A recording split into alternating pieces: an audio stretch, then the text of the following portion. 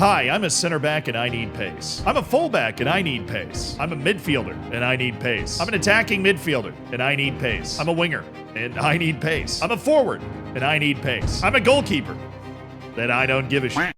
Obviously, pace is important at every position in Football Manager, except goalkeepers, where it still matters. You'd rather have 20 pace than 1 pace in a goalkeeper. You'd rather have 20 at every single attribute in FM, but you're never going to find that player. So these are the attributes you need to look out for. Starting at goalkeeper, where the most important attribute is reflexes. This is the goalkeeper we have on my journeyman save I've been playing out on Twitch, and he has 18 out of 20 reflexes. I find it very, very difficult to find a successful goalkeeper that does not have high reflexes. It is the bedrock of all of my goalkeeper experiences in Football Manager. High reflexes can erase a lot of other problems. The second attribute is one-on-ones. This is another crucial shot-stopping attribute that has to do with their ability to handle one-on-one situations effectively, which is essentially a bailout attribute. This is the attribute that more so than basically any other can turn your goalkeeper into a hero that is able to shut down players once they get in with a pretty good angle to shoot. But I want to do 5 attributes, so I have 3 more to go on goalkeepers. But I'm also going to ignore attributes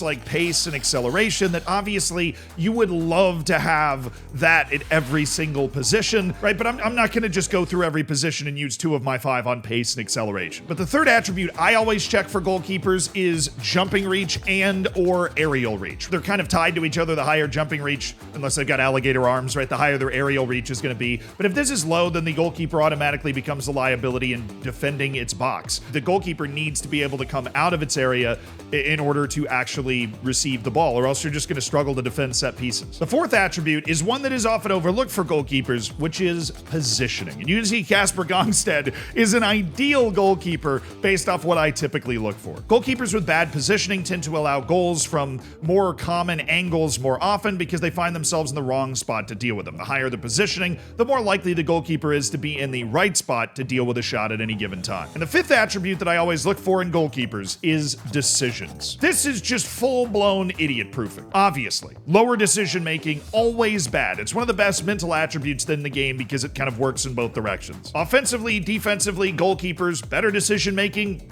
always important. But for goalkeepers especially, for very obvious reasons, making the wrong decision as a goalkeeper can have catastrophic consequences in FM and in real life. But next we have fullbacks. Now this is a very complicated position for me to put together a list of the 5 favorite attributes I have. Number 1, I would love to put pace and acceleration on this list, but I can't. But obviously fullback is a very physically dependent position. So my first attribute is work rate. A fullback is useless if it does not have high work rate unless it is in a very particular type of tactic where somebody else is doing the work of filling up most of the flank. But in the vast majority of tactics you're ever going to use, a fullback with low work rate is always going to be a liability because they're not going to cover the ground that they're supposed to. And if you're going to cover that ground, you also need stamina. Work rate and stamina, hugely important for fullbacks because the work rate that they're using to cover that entire channel, it's a lot of freaking ground they have to cover, and so stamina is going to help them do it. The third attribute I look out for, though, is less associated, but it is also related to the fact that fullbacks just typically need to cover a lot of ground in general,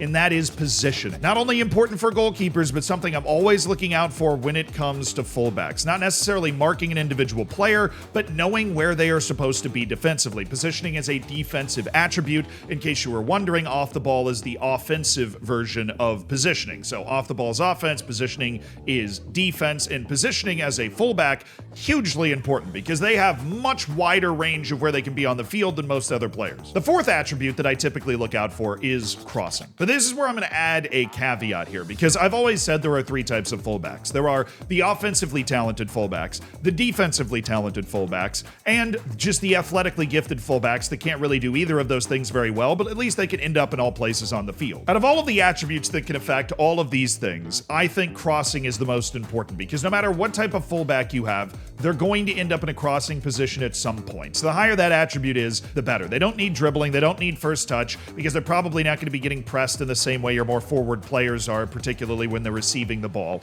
But they are going to end up in a position where they have the opportunity to cross. And it's always good to be able to take advantage of that opportunity. It's the one attribute sometimes that separates center backs from fullbacks. A Fullbacks are such a variable position that the fifth attribute to look out for is actually one of three. If you're looking for an offensive fullback, then look for high technique. That'll raise the floor of all the things that they're trying to do with the ball at their feet. If you're looking for a defensive fullback, look for high marking, because that's going to allow them to track runners and behind better. And if you are looking for an athletic fullback, then, well, I mean, do I like just look size and speed, baby. Size and speed. But since I can't say that, determination. Determination is actually something I've really come around on when it comes to its effect on the match itself. Next up is center back. The first attribute that I always am looking at when it comes to center back is jumping reach. Jumping reach, is particularly in lower league players, it cures all ills. It erases crosses, creates a giant threat offensively when you look at all set piece opportunities.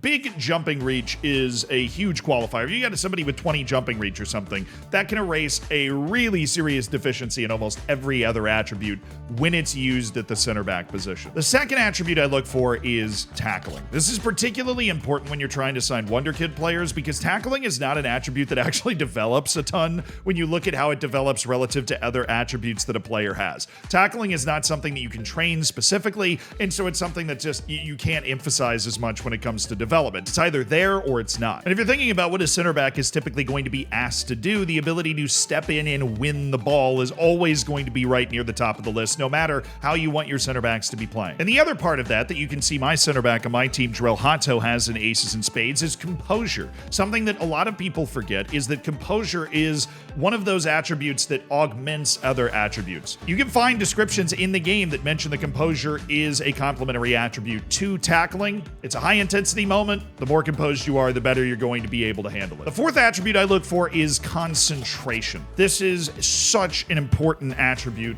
for center backs. Low concentration just means that you are going to make more mistakes. You're not going to be paying attention at more moments. And if there's one player that needs to be paying attention on the field all the time, it's a center back, because one little lapse in judgment can give up the run that can lose you a game. And then the fifth attribute, I had a really strong debate between anticipation and strength, but I ended up going with strength. Particularly if your strength on a center back is low, they can get bullied by strikers and just not be able to affect the way that that player is actually trying to get towards the goal. So if, strength doesn't necessarily need to be super high, but if it's low, it is a massive problem. And so it's something you have to pay attention to. High strength also makes bodying a player out of a position or just taking the ball away from them easier. Easier. That's the word. Next up on our position map is defensive midfielder. Now, this is a really difficult position to pick 5 attributes for, because you can have defensive midfielders do anything from be an anchor man, where they're essentially stapled to your center backs, to being a segundo volante, where they're almost an attacking midfielder. 2 guys I use in regular rotation are Jesus Pereira, who's clearly just an absolutely outstanding passer, and then Juan Manuel Velasco, who has none of the same passing chops at all, but is a still terrific defensive midfielder because he's able to take the ball away from other teams. But there are still a few things that if you're playing in a defensive midfield spot, you need to have. The first one is first touch, because in modern systems, there's always going to be pressure on defensive midfielders, and they're going to have to handle that pressure. And if you have poor first touch, you're just a much bigger liability attempting to handle that pressure. You don't have to be a brilliant passer. You can have the player trait plays short, simple passes, but you need to have at least a not awful first touch so that if that pressure does show up on their front door, they're not going to get caught by it. The next attribute is teamwork. This is important when it comes to having a deep lying playmaker, somebody that is coordinating with the rest of the team. It also is important defensively. It's one of those attributes that's kind of a secondary important attribute for things like center backs, because you need to be able to work together with the rest of the team defensively. It's something that actually goes both ways, a lot like the decision attribute. That if you're in the defensive midfield spot, you are a hinge point, either for your defense or for your offense. So you need to be able to work well with the players around you and not be too selfish with or without the ball. The third attribute to look for is composure. This plays back into the handling the press sort of thing, or it plays into the you need to have composure when you're going for tackles, because a screening defensive midfielder is going to be attempting to make a lot of tackles, and composure is going to be important in either of those situations. The fourth attribute to look out for is positioning. This is important because no matter whether you're an offensive or defensive midfielder, you're gonna be in a defensive midfield spot when the other team has the ball. And if their positioning is bad or terrible, they're gonna end up out of position more. And if you're using defensive midfielders, that's because you want them to at least be there, even if they're not good at defense, to screen off the opposition's attacks. Bad position positioning means they get caught out of position more often, and they can't screen those attacks away. And then the fifth attribute, similar to fullback, I'm copping out here, passing or tackling. If you've got a defensive midfielder that's trying to take the ball away from the other team, you want tackling. If you've got somebody that's a deep-lying playmaker, or a regista, or just somebody that you're using to help break the press really efficiently, you want them to have high passing, so that when they see a pass, they're very technically able to make it. But now for central midfielders, which you might think is similar, but it's actually not at all based off what center midfielders are typically asked to do. Central midfielders, much more so than defensive midfielders, are often asked to cover a lot of ground. So the first two attributes that you need to look out for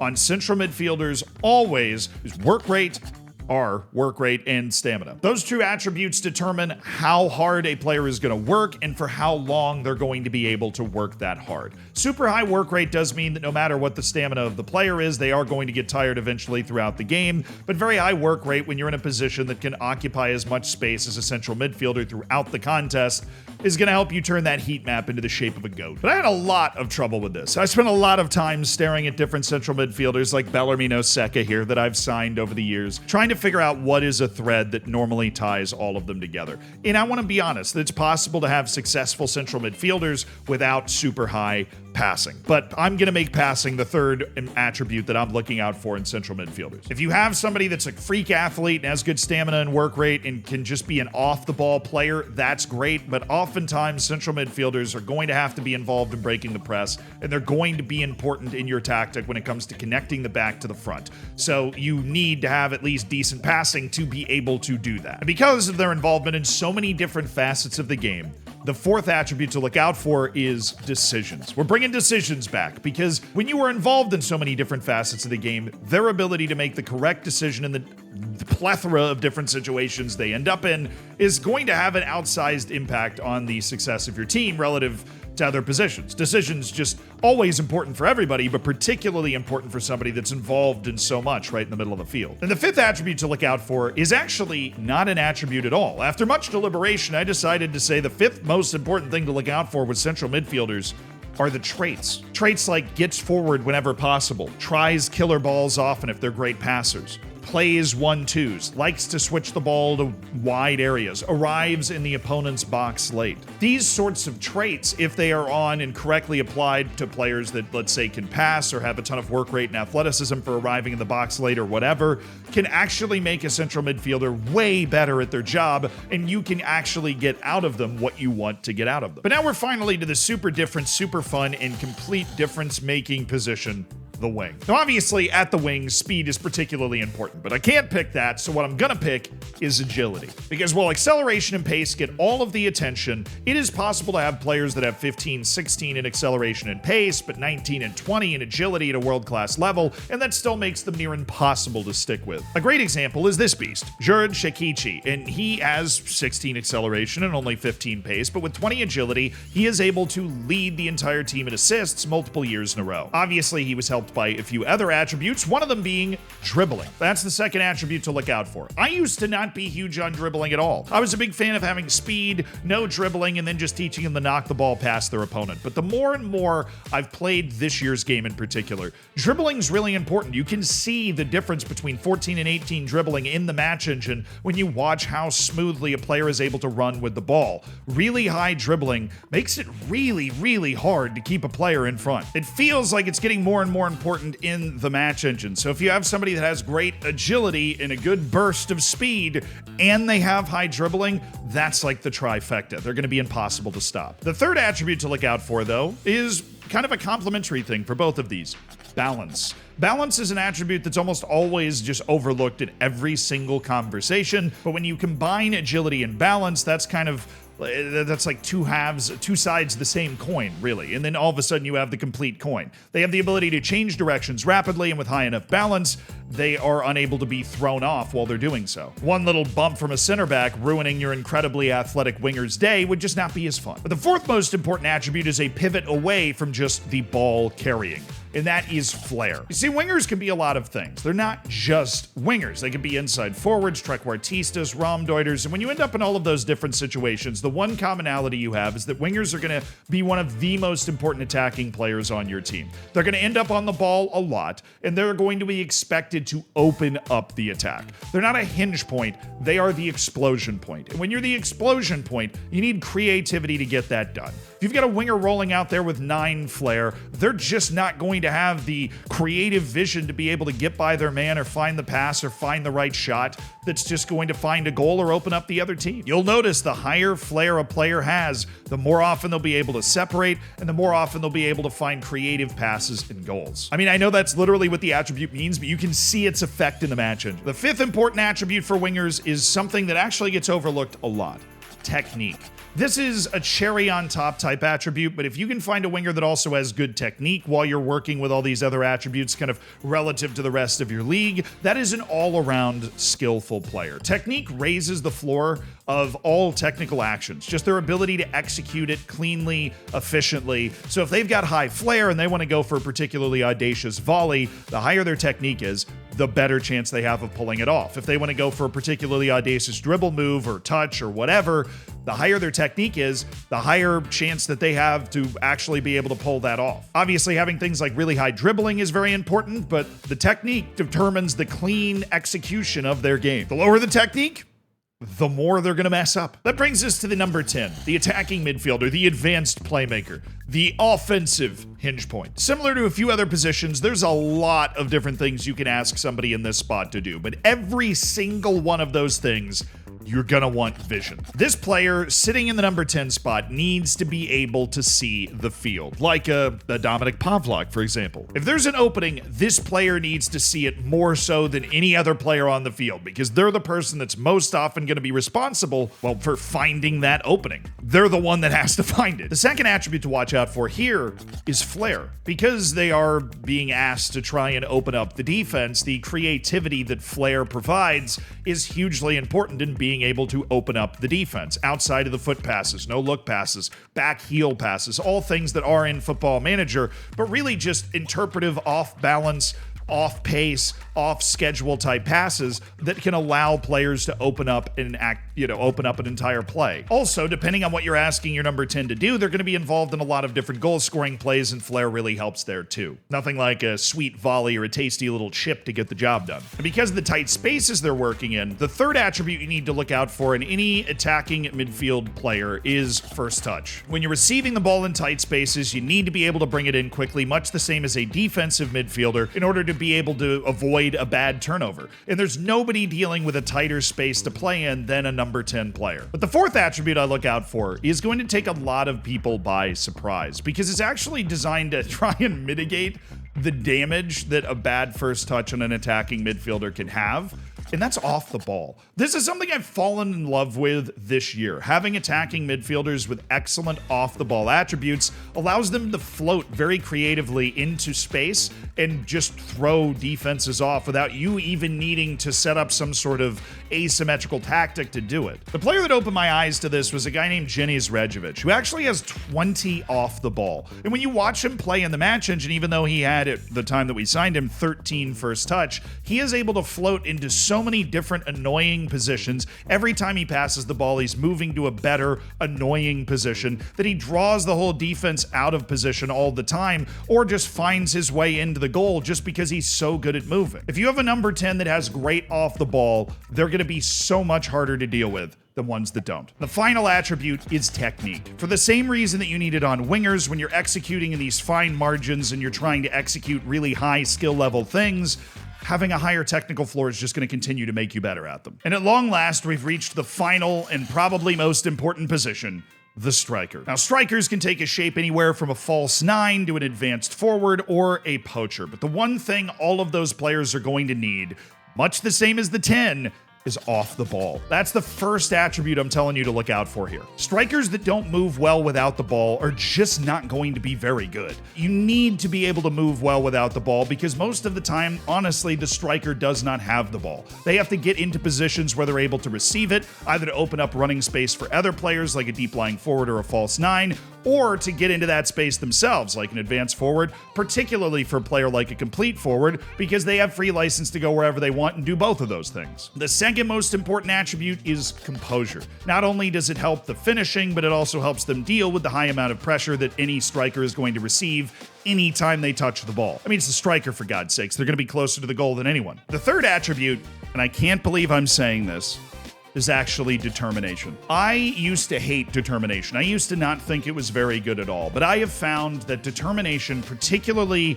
the way it affects that players actually play in the match themselves, not even its effect on development, which exists as well, is really important. Higher determination players tend to lose their motivation less during the course of the match. There are other hidden attributes that affect this, from big matches to consistency to pressure. But if a high determination player misses a chance or two or the team goes behind, they're going to bounce back from that better. They're going to keep running hard. They're going to keep playing hard. You're going to get the best out of them. Strikers' match ratings fluctuate more wildly than basically anybody else out there. They have a big chance and they miss it, their match rating tanks. They have a big chance and they convert it, their match rating skyrockets. So high determination allows players to bounce back from those early misses and turn their performance around, because who cares if the rest of your team's playing well if your striker can't put the ball in the back of the net.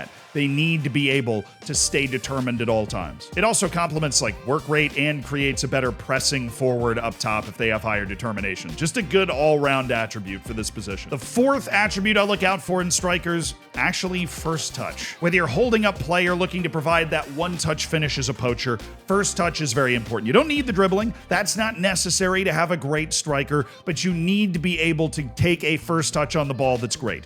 And this is a really telling sign when you attempt to train finishing attributes like shoots first time.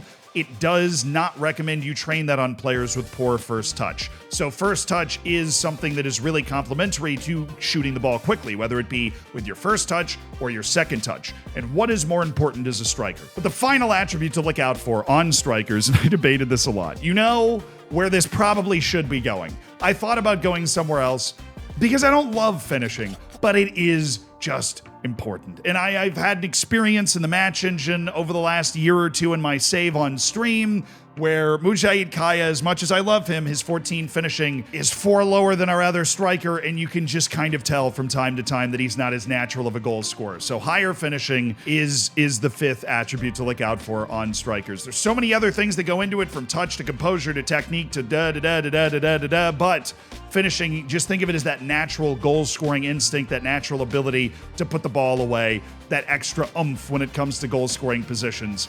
And that is obviously important. At the end of the day, it is. As much as I want to be a contrarian. I get asked this stuff on stream a lot, so I hope a video with all of it in there is super helpful for you guys. Huge thank you to Pipo Fragiola back here for helping me out putting this together. And I know this looks weird. I just moved, but this room is going to look super cool super soon. So I hope you guys have the patience to bear with some bare walls and just like a frog and a lamp for a little while. But it'll be here.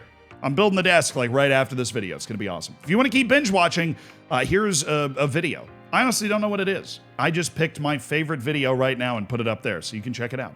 It'll probably help you in Football Manager.